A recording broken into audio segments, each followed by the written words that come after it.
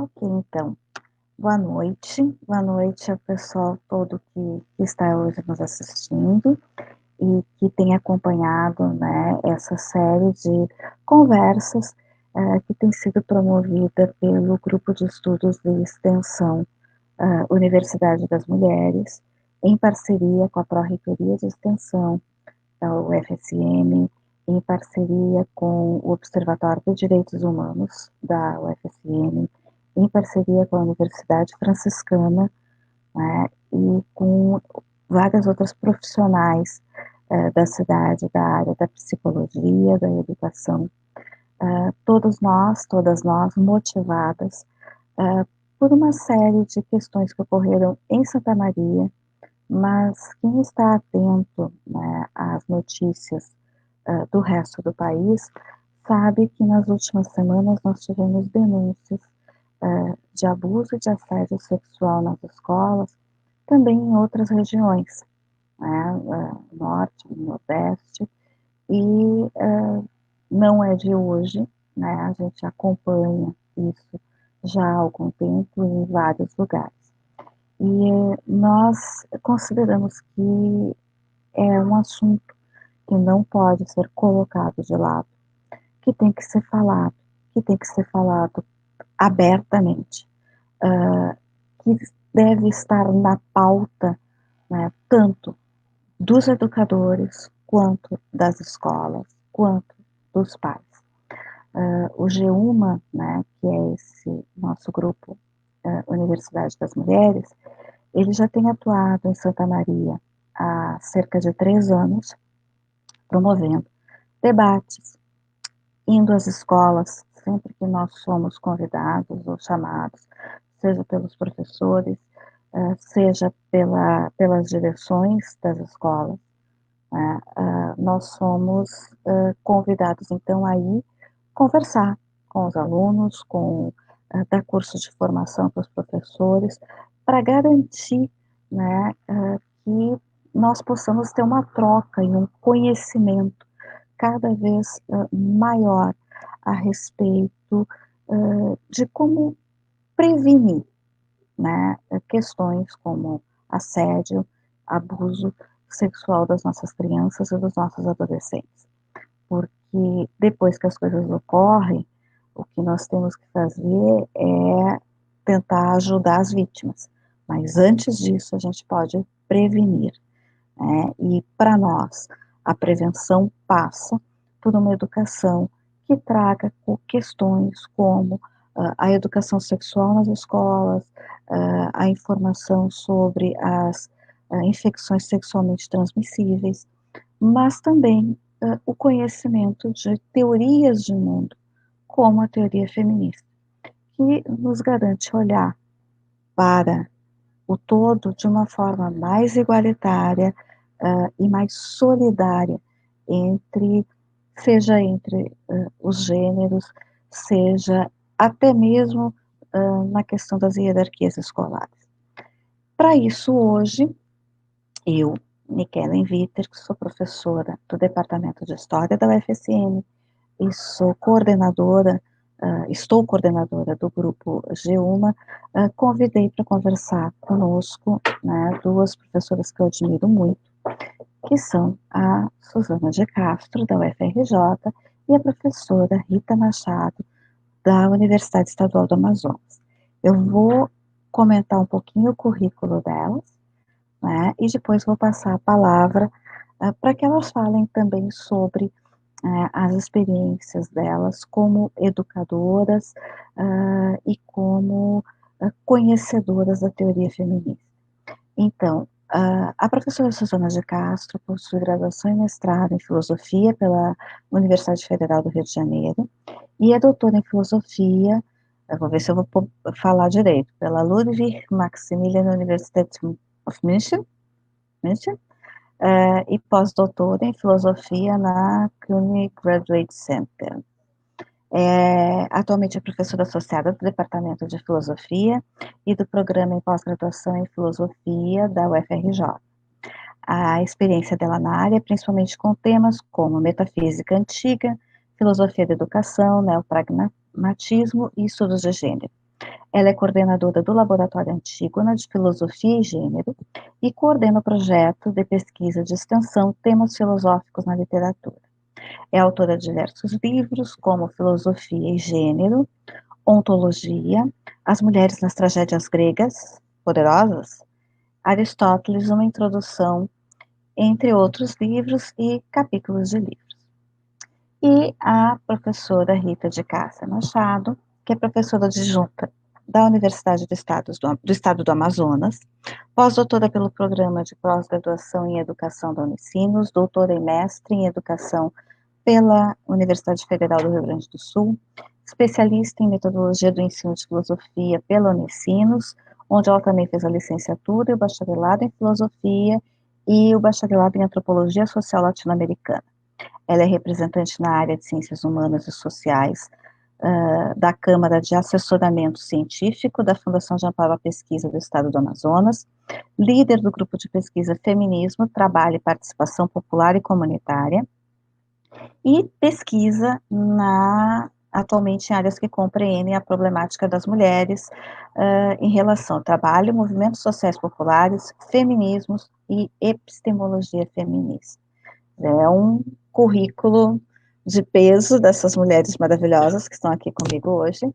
E aí eu queria começar, então, pedindo para vocês falarem um pouco de como vocês percebem a importância da gente levar a teoria feminista para dentro das escolas, como essa forma de empoderamento das meninas e com a possibilidade de, a partir daí, nós termos uma melhor condição de prevenir tanto o assédio quanto o abuso sexual. Começamos com a Suzana? A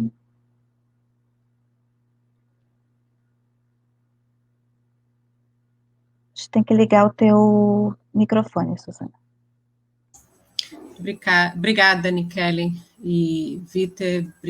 Obrigada, Rita Machado. É um prazer estar aqui com vocês nessa noite fria do Rio de Janeiro e imagino mais fria ainda em Santa Maria.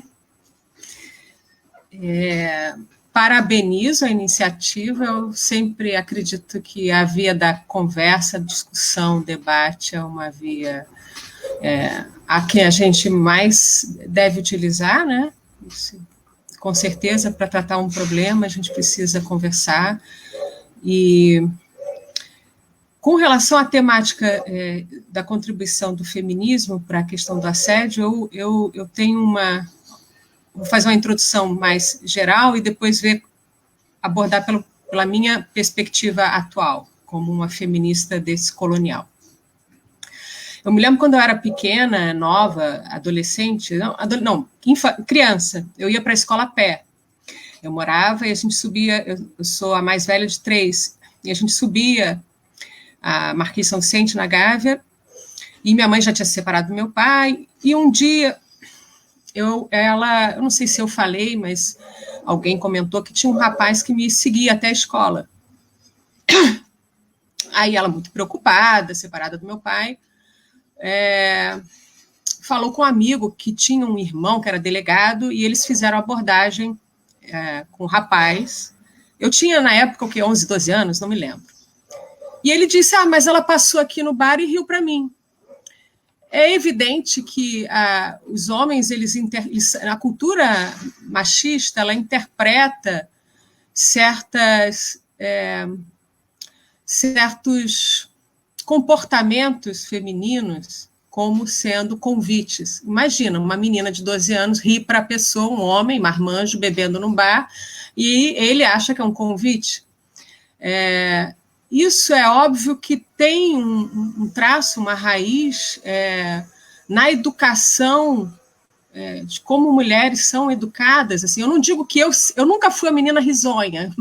As pessoas costumavam dizer, quando eu estava em festas assim, de família, que eu era muito séria. Não é o caso. Assim, eu não sou a pessoa, vou ficar rindo para um homem só por... Não. Mas eu estou dando esse exemplo para mostrar um pouco como a cultura, às vezes, interpreta a mulher de uma maneira que assusta pela interpretação que o homem dá a esse comportamento, né? fazendo só uma outra referência rápida à mídia, à cultura, tem um filme que ganhou, acho que um Oscar, que é a história de uma menina que foi sequestrada, ficou dentro de um quarto, lá ela era estuprada todos os dias pelo seu carcereiro. Um belo dia ela já tem um filho desse relacionamento, eles conseguem fugir. E aí volta para a casa dos pais, é todo aquele trauma, e um dia ela se vira para a mãe e fala assim, olha, você me errou em ter me dito que eu devia estar sempre sorrindo, porque é nessa que você acha que você tem que ser a bonitinha, a agradável, a simpática, que você acha que um homem para do seu lado e te oferece, pede ajuda ou te oferece uma carona e você vai aceitar. Não, essa não é uma boa educação que você deve dar para sua filha, não é boa educação. Isso aí eu concordo completamente. Isso é só para dar uma introdução para a gente entender que os assuntos estão relacionados, né? A gente não pode estar em casa educando as nossas meninas, diferente dos nossos meninos, dizendo que as meninas vão ser educadas para agradar, para serem agradáveis, simpáticos, os meninos estão lá para serem chefões, duros, e achar que isso não vai ter efeito. Vai ter efeito, né? E os efeitos a gente acaba vendo que são sempre negativos, né? Quando isso é interpretado de uma maneira em que a mulher está sendo convidada, está fazendo um convite. E aí, só um terceiro exemplo para finalizar, e aí eu vou dar minha contribuição realmente no campo da teoria, para a gente depois conversar, é a filósofa norte-americana conhecida do feminismo radical, a Catherine McKinnon. Ela tem um exemplo, ela diz assim, quando uma juíza da Suprema Corte de um estado, não era da Suprema Corte federal, nação, mas de um estado lá dos Estados Unidos, elas foram escolhidas, duas juízas. Aí ela disse assim, tomara que elas passem a atuar como mulheres, de fato. Porque até então, o que acontece? As nossas leis são formuladas por homens que pensam desde uma cabeça em que a mulher ela é vista na sua perspectiva, desde o seu ponto de vista, a percepção arrogante masculina, que vê a mulher de uma perspectiva, e torna isso um padrão, uma base, né? Aí ela dá um exemplo. Numa prisão estadual, foi aberta uma vaga, e a mulher não podia concorrer. Por que ela não podia concorrer? Porque eles diziam, não, ela vai ser estuprada. Rapeability. Então, ela não pode concorrer a uma vaga numa prisão, porque parte do pressuposto masculinista, misógino, de que a mulher ela é sempre vista nessa perspectiva dessa percepção arrogante, que ela vai ser sempre vítima de um estupro. Mas e o estuprador? E a cultura estupradora? E a cultura que estupra? Essa não vai ser modificada? O que vai ser modificado é a situação da menina, que não pode se candidatar a um emprego que talvez ajude ela a cuidar da família, a ter dinheiro? Então, esse é o geral. Para não me alongar, o que eu acho hoje, desde uma perspectiva descolonial, que implica um feminismo multirracial, pluralista, interseccional, é que não dá para pensar as opressões e os problemas como isolados. Essa é a minha perspectiva, e a gente pode depois alongar. Não dá para pensar só o problema do machismo isolado das outras opressões e das outras distorções da sociedade. Então, eu até disponibilizei um texto que eu tinha escrito há muito tempo sobre masculinidade tóxica. A gente tem que pensar também na cultura que a gente vive. A gente também tem que pensar nos outros marcadores sociais, a gente tem que pensar também nas outras opressões, e quando for discutir o problema, a temática do assédio e do feminismo, discutir todas essas questões culturais, sistêmicas, que tem a ver com a nossa história, que tem a ver com o nosso passado, e que estão presentes aí nesse tipo de poder que a gente tem. Mas, assim, é só como uma introdução, algumas temáticas, acho que a gente pode conversar depois. Eu gostaria de escutar a minha colega Rita, também tem um trabalho bem bacana, e aí a gente depois conversa um pouquinho, e, enfim, aí eu explico talvez mais um pouco o que eu estou entendendo. Assim. Obrigada.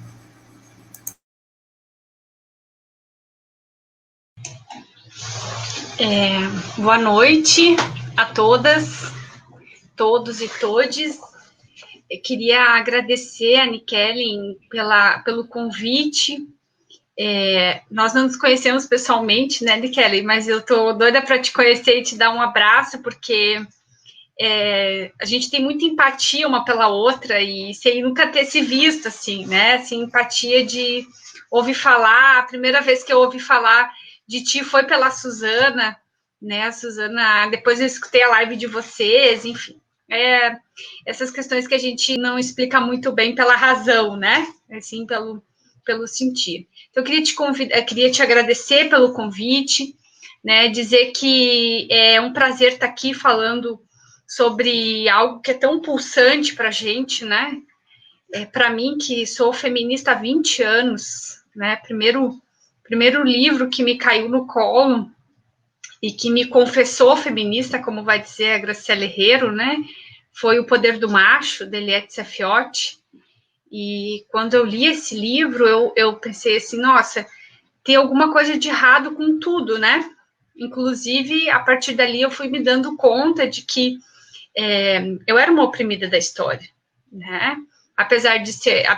Porque sim, é um lugar de privilégio, de ser branca, de ter tido acesso à educação pública, de qualidade, ser do Sul, isso conta muito, né? Do ponto de vista da discussão de lugar. Eu sempre sofri a opressão de gênero, né? Eu sempre tive que estudar mais que os meus colegas na graduação. Eu era a única mulher na filosofia e os meus professores debochavam, diziam que eu tinha que fazer letras porque a minha letra era de professora. Então, eu sempre recebi muita opressão de gênero, né? Na graduação, quando eu queria falar, por exemplo, de Rosa Luxemburgo, os meus professores diziam, isso é coisa do partido, isso é coisa de socialista, que eu queria falar de mulheres, né? E eu não podia, porque era um lugar de homens, né? Que faziam violência de gênero comigo o tempo todo. Então, várias piadinhas eu ouvia, né? Que eu tinha mesmo que... Aí, nesse meio tempo, né? Eu conheci a minha orientadora, a professora Cecília Pires, que estudava Hannah Arendt, e aí sim que eu virei motivo, né, de ser atacada, né, pela questão de gênero dentro da filosofia. Então, desde então, eu tomei essa questão como uma problemática na minha vida. Se tornou quase um projeto de vida, se eu não diria isso, né? Porque tudo que eu faço hoje, do ponto de vista teórico e prático, porque para mim pensamento e ação não se separam, formam um novelo dialético, né? Como vai dizer a Eliette Saffioti, tem a ver com essa problemática, né? De ser mulher e de ser feminista, né? Num lugar hoje, do lugar onde eu estou hoje, muito difícil, né? Porque as pessoas têm sempre perguntar assim: Rita, o machismo é pior no Rio Grande do Sul ou no norte, no Amazonas? E eu digo assim: olha, não existe pior ou melhor, o machismo sempre é ruim, né? Em qualquer lugar. Não existe, ele tem nuances diferentes, né? A gente que anda pelo mundo também percebe que as companheiras falam, né? Do quanto o machismo prejudica as nossas vidas e as vidas dos próprios homens, né? Porque o machismo é ruim para os homens também, para os meninos, né? Que, por exemplo, meu filho desenha, essa imagem aqui é dele, ele que desenha, ele tem 13 anos, ele sofre na escola, chamam ele de bichinha, entendem? É muito difícil para os meninos também, o machismo, né? A cultura machista, porque ele desenha, ele gosta de cores, ele é um menino que tem um viés, ele gosta de dançar, o meu filho, e ele sofre com isso, né? Então, a cultura machista, ela é muito ruim, não só para as mulheres. Para as mulheres, ela é muito ruim. Para os homens, ela também é ruim, né? Então, por isso que o machismo e o feminismo é uma questão social, política e também uma questão para a filosofia, né? A Suzana é da filosofia também, sabe quanto a gente luta na filosofia por um espaço, né, de sermos, pelo menos conseguir paridade, né, de produções e tudo mais. Então, assim, falando um pouco dessa ideia de que para mim o feminismo é a teoria e ação, isso sempre teve para mim, assim, na minha vida, né? Os meus projetos, os meus estudos. Quando eu entrei na universidade, eu entrei com um projeto de estudar o direito das mulheres na América Latina, né? O direito à educação, porque eu tenho uma formação interdisciplinar na filosofia e na educação.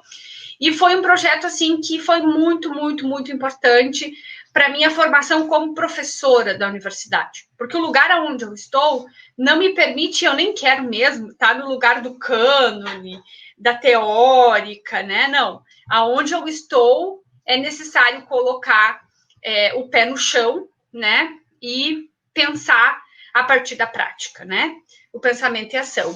Então, assim, dentro dessa ideia, eu queria falar sobre 2 projetos que depois eu vou disponibilizar para vocês, que eu hoje considero muito importante na minha vida como professora de filosofia da educação, né, que sou professora concursada dessa disciplina, filosofia da educação, e filosofia da educação latino-americana, que todo semestre eu tenho que justificar por que eu quero dar essa disciplina, por que eu preciso dar essa disciplina, né, ministrar essa disciplina, porque eles não entendem que a gente precisa estudar o pensamento pedagógico latino-americano e o pensamento pedagógico de mulheres, né? E a partir dessas minhas disciplinas e dessas minhas ousadias e brigas dentro do meu departamento, a gente foi formando projetos com as minhas estudantes. Hoje elas são 17 extensionistas, que compõem o que a gente chamou, então, de Clube das Manas, né? Que é um projeto de leitura feminista, né, e feminina, onde as meninas, então, convocam as meninas de ensino médio das escolas para participar. E é muito legal, assim, porque são livros que trazem discussões do dia a dia, assim, das questões que elas sofrem, das opressões, e aí perpassa raça, perpassa classe, perpassa gênero, né?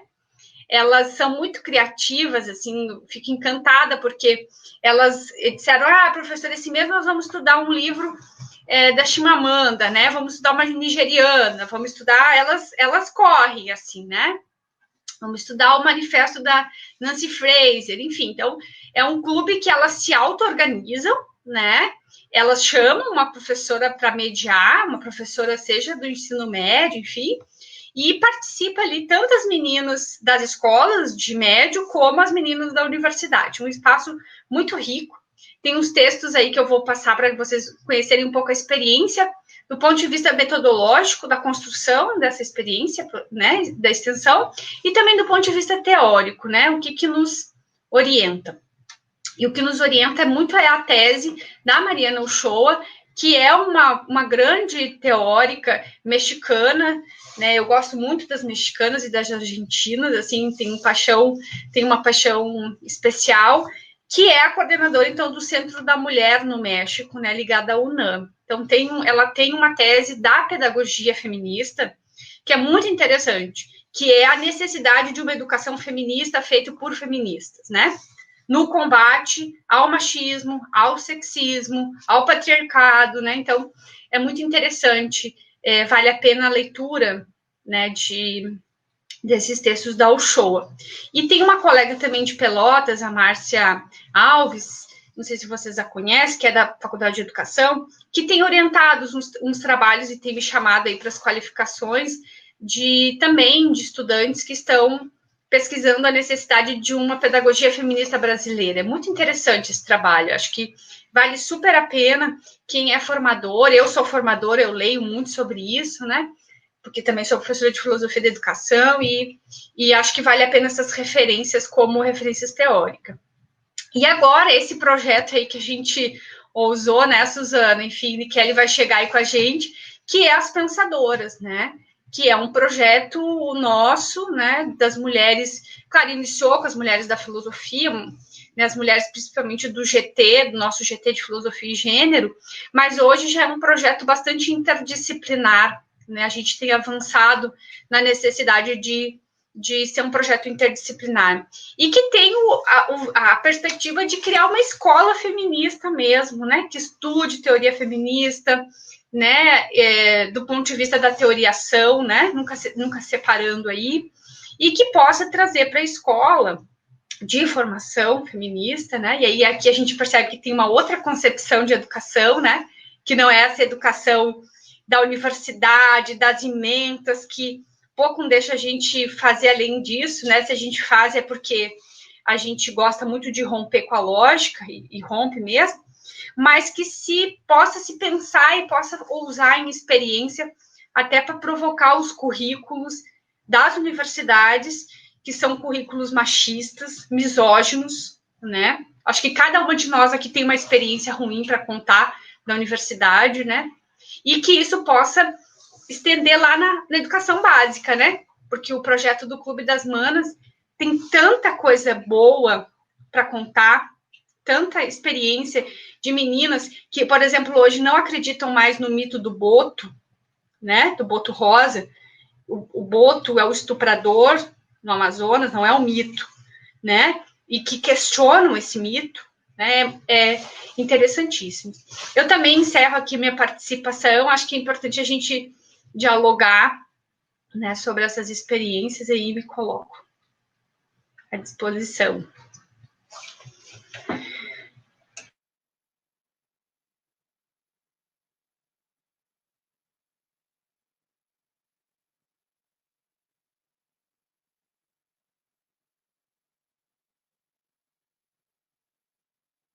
Não dá para te escutar, Nikellen.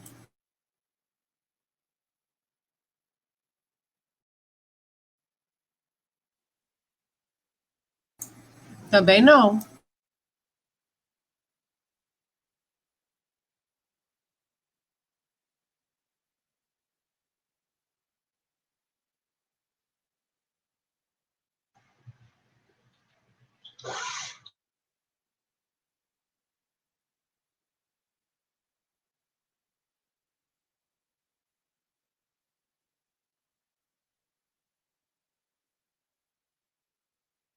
Eu tinha escutado antes um barulho e agora parou, mas é como se tivesse entrado e saído.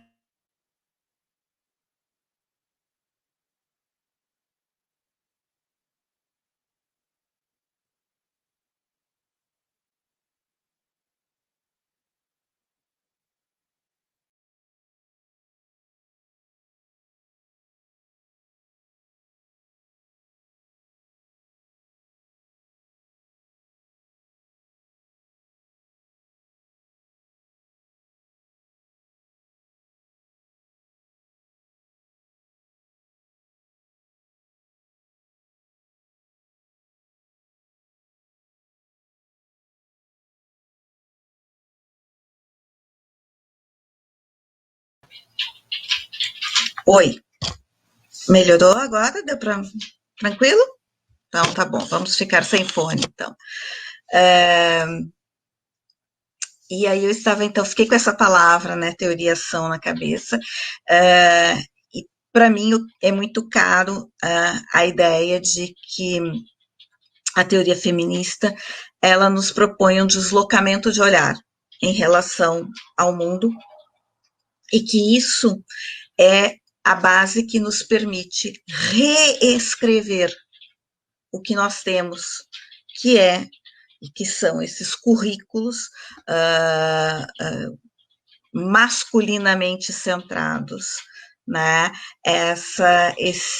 Todo esse léxico, né, de palavras em que a palavra homem ocupa um espaço enorme e as mulheres continuam sendo um box dentro, né, dos livros didáticos, por exemplo, né, e o quanto levar essa perspectiva para a sala de aula, e aí eu falo do ponto de vista da história, ela recoloca as mulheres como agentes históricos, né, e não apenas como observadoras da história, né, como realmente pessoas com dimensão de fazer, né, E aí eu acho que nós temos toda uma série de eventos para serem reescritos.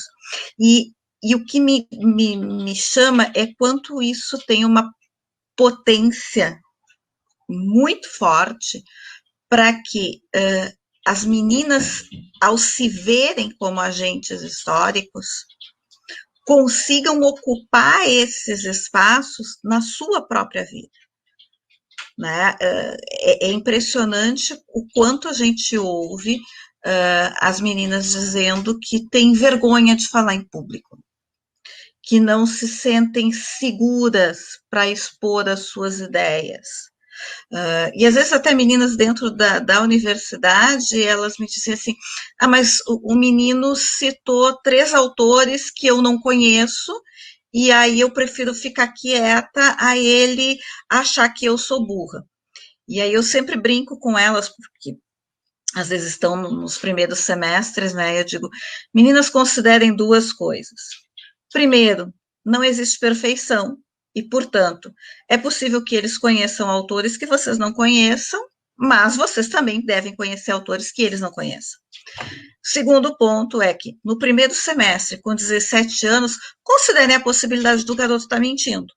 E aí elas deram muita risada, assim, porque nunca passa pela cabeça que os homens também se utilizam de um tipo de discurso de autoridade ao qual eles foram ensinados a usar e que nós nos calamos diante disso, né? Não desconfiamos da palavra do outro. Mas é só para dar uma ilustração, assim, do quanto a nossa forma de educar vai nos tolhindo enquanto cidadãs também, né?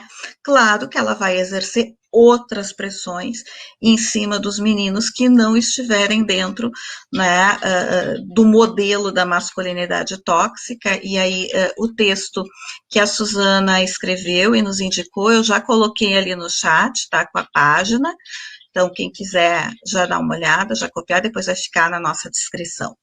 Mas eu gostaria agora, Suzana, que tu falasse um pouco mais, assim, sobre a questão do feminismo decolonial, porque talvez nem todo mundo, né, que está nos assistindo conheça bem esse termo, é um termo novo, né, então eu imagino que muita gente já tenha passado por ele, mas nem todo mundo tem, né, essa familiaridade, assim, e o quanto ele pode nos tornar mais senhores, né, dos nossos modelos pedagógicos no Brasil, na América Latina. Depois também peço para a Rita comentar isso.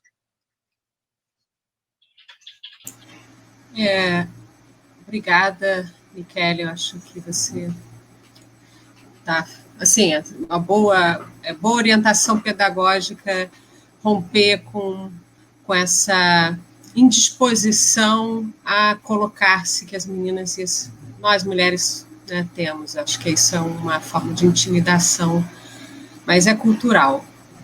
Eu prefiro descolonial a decolonial, mas assim, a longa discussão, o que eu acho que o feminismo descolonial traz de importante, no meu ponto de vista, é um pouco a crítica a um certo feminismo mainstream de status quo, que é aquele feminismo que está sendo, eu vou dizer, o feminismo de shopping, né? É um feminismo que você vê nas lojas. Aqui no Rio tem a loja Líder, não sei se aí deve ter uma dessas lojas, deve ser aquela Ravan, não sei.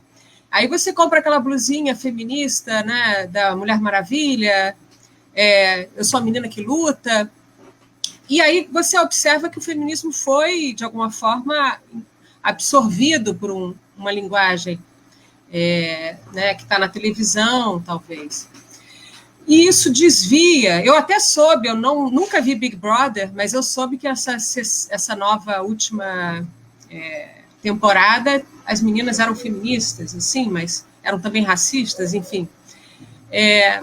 Quando você pega uma opressão, um tipo de opressão, que no caso é a opressão do homem contra a mulher, e acha que você está pode resolver essa opressão de modo isolado, ou seja, a questão é a opressão machista, você vai estar também reproduzindo outras opressões. É porque você não está percebendo o quanto isso te faz esquecer dos seus próprios privilégios e os seus lugares de fala que você está ocupando, de classe, de raça. Então, o feminismo descolonial ele tem essa observação. Não vamos separar, porque o poder, que a gente chama de poder não só patriarcal, mas é um poder capitalista, é um poder também racista, ele divide para dominar. A estrutura, a fragmentação, ela é a estrutura de poder. Isso tem toda uma raiz que eu não vou discutir agora, porque tem a ver com a própria noção de categorias opostas, homem e mulher, e toda essa construção de um certo tipo de racionalidade. Depois a gente pode eventualmente conversar sobre isso, mas toda essa ideia de categorias separadas, que elas só se complementam pelo seu oposto, faz com que você perca o foco de quanto o que está em jogo é muito mais. Então, o feminismo descolonial vai mostrar que a nossa luta ela passa pela luta contra todo tipo de opressão. Então, a discussão dentro da escola, ela pode ser enriquecida, e aí entrando no tema do currículo, né, pedagógico, se nós fizermos uma discussão que leve em consideração essa maneira de ver as coisas de maneira separada. E a gente procurar... Assim, eu estava conversando hoje, não me lembro mais com quem, mas sobre a nossa narrativa histórica, sobre o Brasil. Foi num grupo de extensão. A gente estava falando sobre a questão o marco zero no Brasil é a descoberta do Brasil em 1500. Aí se intitula esse mito de origem e daí se começa a narrar uma história. E isso tem várias sequelas. Abre-se uma ferida colonial muito grande em torno disso. Porque havia aqui cultura, havia aqui formas de organização que foram absolutamente desconsideradas. Traz-se outras comunidades, outras pessoas dos países africanos e se ignora essas culturas também. Isso vai trazer outra sequela. E aí, o que eu quero dizer com isso? A gente não complexifica a nossa narrativa dentro de um currículo escolar, aí eu dialogo com a matéria história, que é a sua. A gente simplifica essa narrativa para dar uma linearidade, uma narrativa que é um processo de construção, de formação desse país, como se ele fosse possível cronologicamente, e a gente vai privando os nossos alunos, mulheres, homens, de todas as classes, de todas as cores, da complexidade e dos diversos atores que estavam ali em jogo. Então, eu acho que o maior papel pedagógico que a gente pode fazer com relação ao nosso currículo é começar a dar vozes e interpretações diversificadas para os mesmos fenômenos. Né? Como vocês estavam falando da invisibilidade das mulheres dentro da história, não só das mulheres, mas também de todas as outras culturas que foram subalternizadas, em nome de uma narrativa hegemônica e opressora. Então, eu acho que a gente tem que começar a complexificar, mostrar que não é tão simples, né? Não é tão uma só narrativa, ela tem vários meandros. Eu costumo dizer que nós temos um foco, no caso da história, né, num sujeito genérico, e que esse sujeito genérico, ele não é nada genérico, né? Ele é branco, ele é homem, e ele é um proprietário. E todos os outros aparecem na história dele como objetos, né? Ou como coadjuvantes que não interferem na narrativa da grande história. O que é uma total falácia. E é com isso que a gente tem, né?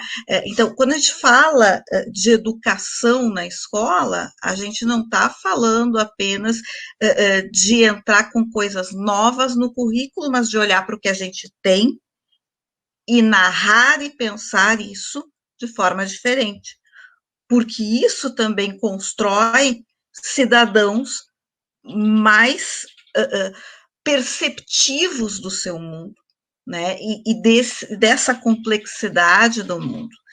E menos com essa ideia de que a história se dirige a um grupo específico e aos outros cabe aceitar. Não cabe aceitar, cabe refazer, reconstruir, ou nós nunca teremos esse mundo justo com o qual a gente precisa sonhar para continuar vivo, né? Rita?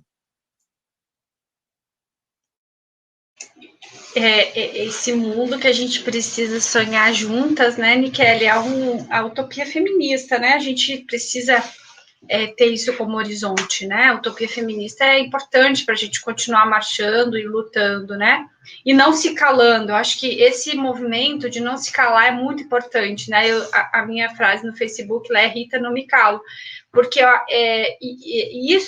essa ideia do não se calar tem a ver com a questão de que, da forma que eu entendo ser o feminismo, né? E como que ele pode contribuir na emancipação humana, né? É claro que aqui a gente está falando de meninas, mas a emancipação humana como um todo. Como eu disse, a gente fala de feminismo porque a gente fala e é feminista porque tem machismo, né?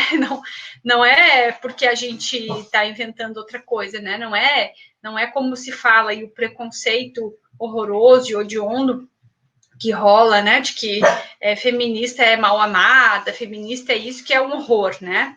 Mas eu queria voltar nessa ideia de que por que estudar o pensamento pedagógico latino-americano de mulheres é importante para essa mudança, né? Vocês chamam de narrativas, eu chamo mesmo de mudança de prática e de concepção, né?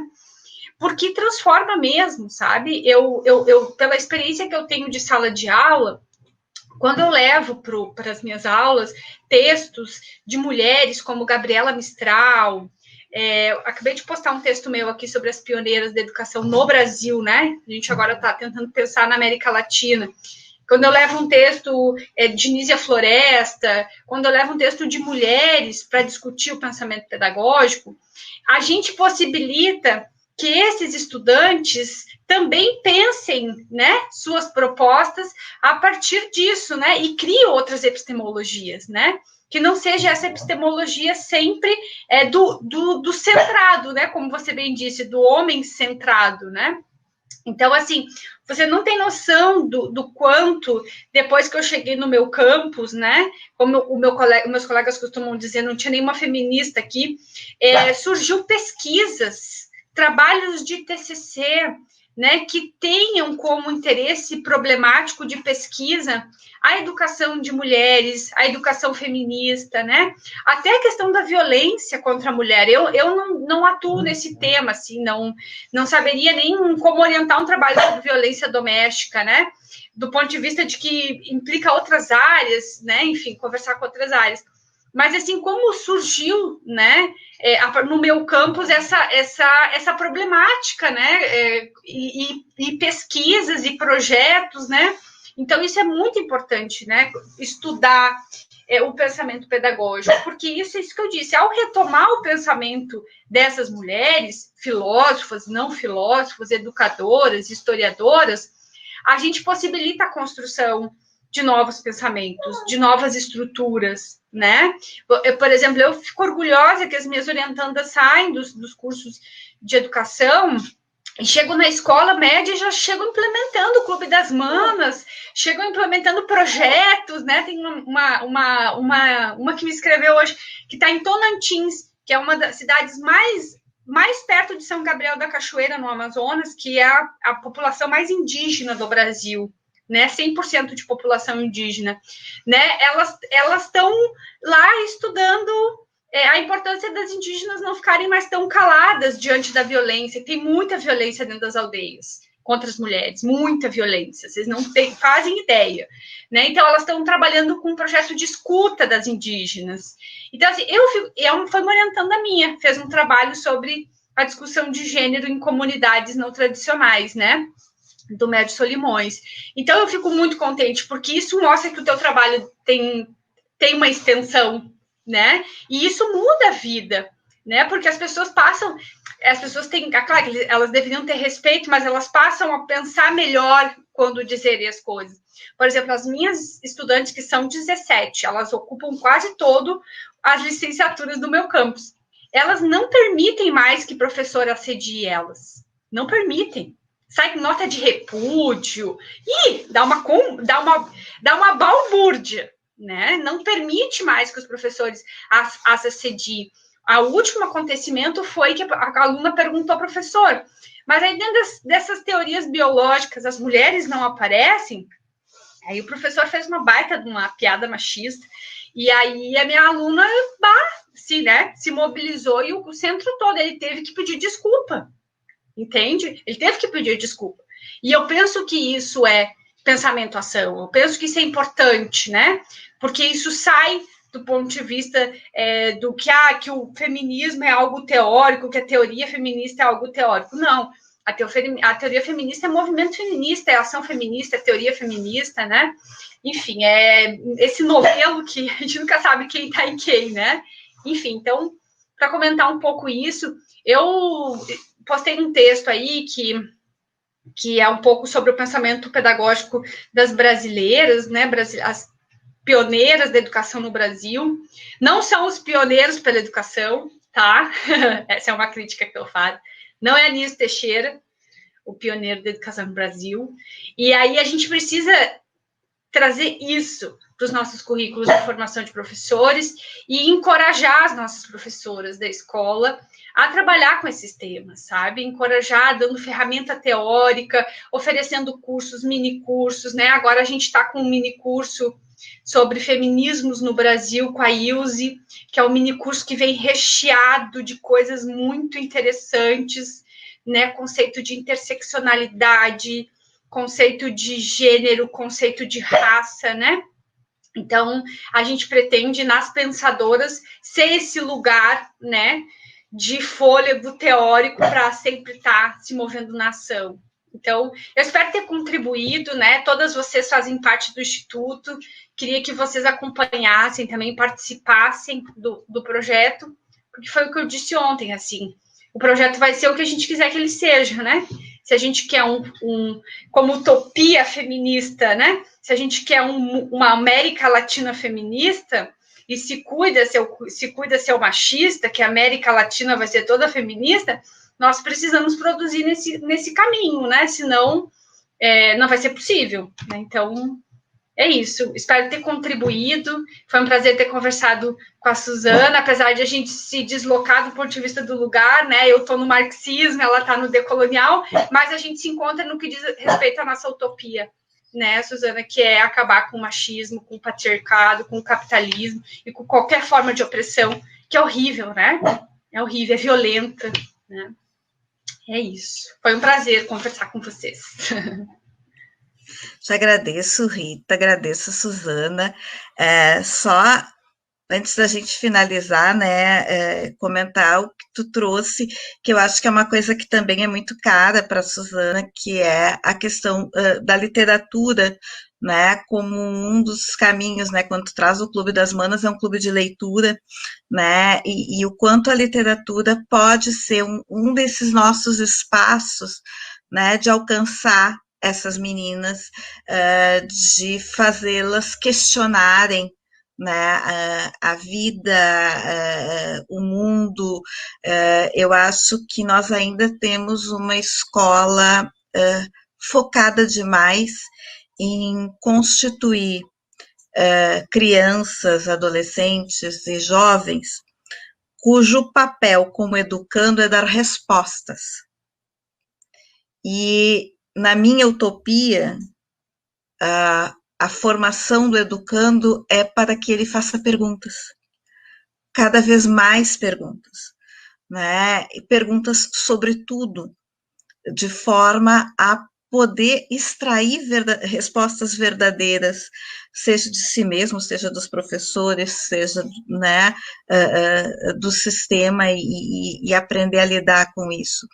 E quando a gente fala, né, da teoria feminista, a gente está falando também de uma teoria crítica, né, cujo papel é esse, é fazer perguntas, né, é fazer perguntas para o sistema econômico. Isso é válido? Isso está beneficiando a quem? Né, fazer perguntas para a cultura, mas espera aí, essa cultura é de quem? Para quem, a quem ela serve, de que forma ela beneficia ou prejudica as pessoas de acordo com a sua cor, de acordo com o que ela ganha no final do mês, de acordo com o lugar em que ela vive. Então, é uma série de perguntas que nós temos e precisamos fazer cada vez mais e ensinar a que façam perguntas. Nós vamos, talvez seja essa um dos elementos mais radicais desse processo todo, que é imaginar o educando não como aquela criatura que fica sentada, o educando, a educanda, né, que fica sentada, olhando, esperando o momento de dar uma resposta. Não, a gente quer que eles façam perguntas, dentro e fora da sala de aula. E isso às vezes é desestabilizador, a gente sabe, né, para alguns colegas mais tradicionais, para famílias mais tradicionais, mas vejam, né, a construção da utopia não se faz com o tipo de tijolo que a gente tem aí, a gente tem que fazer um tijolo novo, né, mais potente, com mais vontade, né, de modificar as coisas e não de ficar só parado lá na parede. Né? Eu não sei se a Suzana quer falar ainda alguma coisa para a gente terminar. Eu gostaria que ela se despedisse também, como a Rita se despediu. Eu fiquei te escutando e, sim, concordo plenamente com essa sua ponderação. Eu acho que, assim, mais do que trazer respostas, né, nós feministas, nós acadêmicas, nós sei lá o que mais do que trazer respostas, a gente quer estimular que se façam perguntas. Eu acho que você resumiu a expectativa porque é isso, né? Nós estamos no campo do feminismo, é basicamente o campo da crítica. Você resumiu muito bem, porque é você se permitir e se autorizar a questionar aquilo que está sendo dito como sendo a palavra final e a verdade, sem admitir uma controvérsia, uma contradição, e isso é o fim do pensamento. O Brasil, ele padece hoje, adoece. O Brasil está doente. Quando você vê a crítica que esse país tem feito, né, em políticas governamentais, uma figura como Paulo Freire, entendeu? É porque adoecemos. Adoecemos não nós que estamos aqui tentando, né, trazer um pouco de inquietação. Como é bom ter inquietação, como é bom ter dúvida, como é bom perguntar o tempo todo, né? E ter dúvida e não ter resposta. Ah, que legal! Não tenho resposta, não sei. Gente, qual o problema? Eu particularmente, assim, vamos não saber muita coisa, vamos perguntar mais. Eu acho que é isso, ter mais angústia, ter mais dúvida, ter mais inquietação, porque do jeito que está essa morosidade, essa ausência de pensar a educação como espaço de criticidade, no sentido de questionar as coisas como sendo... aí você vai ter a cloroquina como remédio? Como assim cloroquina? Como assim? Né? Como assim? A Covid nos traz muita reflexão sobre o que nós vamos ter daqui para frente, né? E eu acho que é um momento crucial para a gente começar a fazer aí um movimento antipedagogia autoritária. Obrigada pelo convite. Eu que agradeço muitíssimo, muitíssimo, e essa mensagem que tu traz no fim aí de que não são nossas certezas, né, que constroem o futuro, são nossas dúvidas, né, porque são as nossas dúvidas que nos colocam para caminhar, para buscar, para aprender, elas são a base, né, da ciência, do conhecimento, e vocês duas são filósofas, né, e a gente sabe que isso está na raiz da filosofia, né, está no ponto, né, impulsionador de todos, assim. Então, fica só minha imensa gratidão, né, Suzana, Rita, as meninas que fizeram a interpretação das Libras, muito, muito, muito obrigada, o Wellington, né, que garantiu a nossa parte técnica aqui, e a todo o pessoal que assistiu, tem várias declarações de amor para vocês ali, né, no chat. Eu fui colocando os textos como ali. Como que a gente faz para ver o chat? A gente não consegue ver? Não, é lá no Facebook. Ah, no Facebook. Ah, tá, desculpa. O chat está lá no Facebook, na página da Pró-Reitoria de Extensão, o pessoal está comentando lá, tá? Legal. Então, tem várias declarações de amor para vocês lá. Tá? E fica, então, minha gratidão, a gente encerra por aqui. Mas, gente, tem a página do Geuma no Facebook, e quem tiver interesse em participar, né, dos nossos projetos de extensão, a gente está agora com 2 clubes de leitura, um chamado Conhecimento é Poder, em que a gente está lendo um livro de um livro feminista por mês, mas a gente tem escolhido livros mais acessíveis, né, menos acadêmicos, e a gente está com outro que é o Brasileiras Esquecidas, que são romances e contos escritos por escritoras brasileiras que têm ficado fora do cânone, e a gente quer trazer elas para dentro do cânone. Então, as nossas discussões são 2 quartas por mês, às 16h30, e é sempre muito, muito bom, assim, o trabalho todo, né?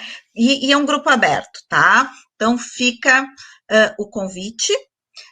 Fica o convite para vocês seguirem também, né, a Rede Brasileira de Mulheres Filósofas e o grupo As Pensadoras, que está se formando, né, esse instituto, né, que está se formando para a gente tocar as nossas utopias para frente, tá? Boa noite, obrigada, até a próxima.